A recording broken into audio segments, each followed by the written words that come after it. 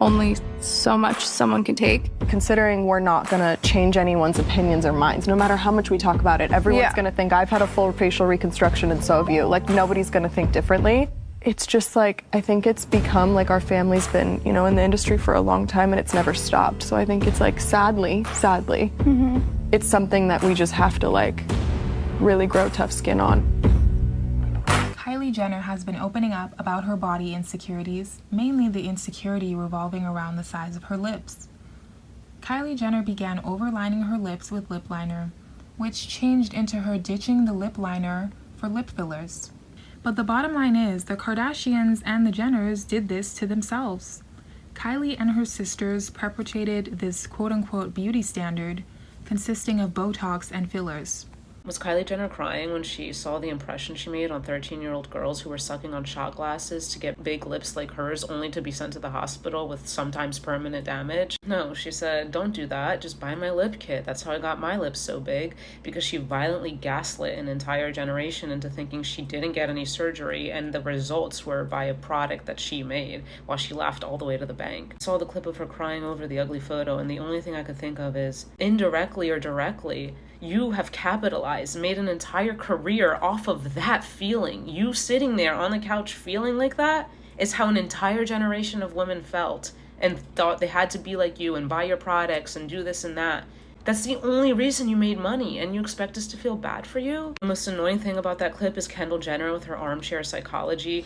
Well, everybody's dehumanizing us. That's why this is happening. Poor us. They're dehumanizing you because you don't act like human half the time. I mean, some of the stuff your family has done just to get on top, what was the point of that clip? Like, I don't watch the show and I don't plan on it, but like, was it to make viewers feel bad for Kylie Jenner?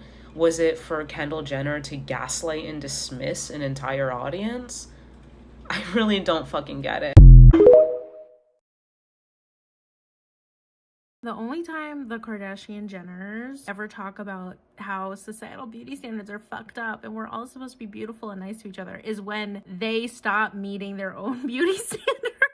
I don't feel bad. I also hate the weaponization of like social justice language and therapy talk to try and make themselves feel better about the predicament they put themselves in. Kendall saying, we're dehumanized. Like, they don't think that there's any rules with us. Whereas like if you talked the same way you do about us, about any other woman, people would come to their defense all day long. But for some reason with us, it's like they don't think we have any feelings. And it's like, your entire empire is based on the dehumanization of women through societal beauty standards. Is you telling women that they're too fat, but also that their tits and ass aren't fat enough at the same time. I don't think any of you have been your natural skin tone publicly for decades.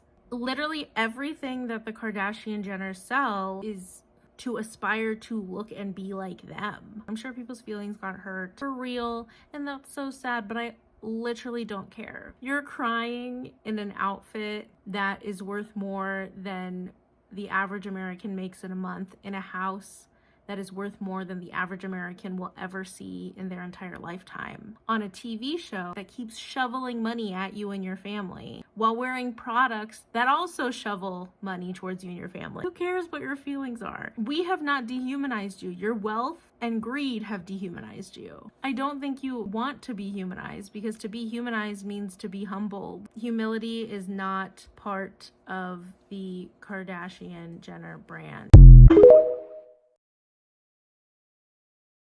I don't think it's this particular headline that makes me feel vulnerable or hits me harder. I think it's just after 10 years of hearing about it, 10 plus years, it just gets exhausting.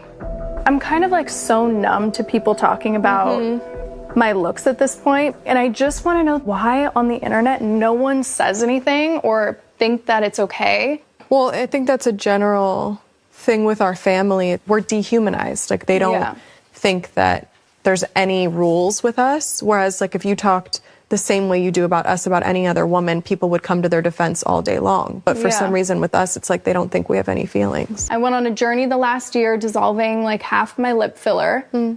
I hate even having this conversation over and over and over again, because it feels like it's a waste of my breath, because I think with me, it's just never gonna change, but it's just been...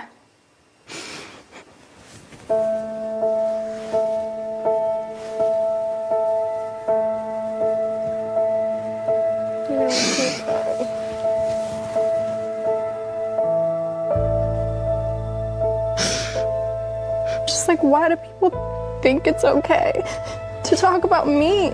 I'll see some comments and it's like, or some people be like, this is really mean, and defend me. Like, why are we talking about her looks? It's 2024. And then I'll see other comments like, because she did it to herself. She up her face. She has so much surgery. And I'm like, even if I did get so much surgery and I have this and I got all these things, I still don't think it's okay to talk about someone's looks. I agree.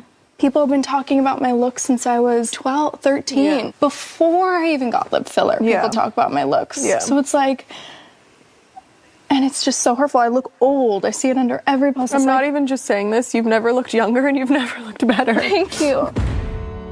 I think that I'm really strong, and I was put in this position for a reason. I do think of myself as a confident person. I'm like so grateful, so blessed that I can wake up and look in the mirror and like what I see and think that I'm beautiful. I'm also human, and there's only so much someone can take. Little did they know that the side effects of these Botox and fillers can really be detrimental. Nobody really thinks about the long-term effects of Botox and lip fillers until they get them and they realize that they don't really look as young as they thought they would look. And this standard of beauty definitely affects younger Gen Z and even Gen Alpha. Let's be completely honest here. Kylie has a massive following, and having such a large following influences the minds of teenagers and little girls who look up to her. And of course, having a massive following also means that people are always going to have something to say about your appearance. That's the nature of the beast, especially when you're in the spotlight all the time. And it just goes to show that money doesn't buy happiness. Happiness is something that you have to create for yourself, by yourself.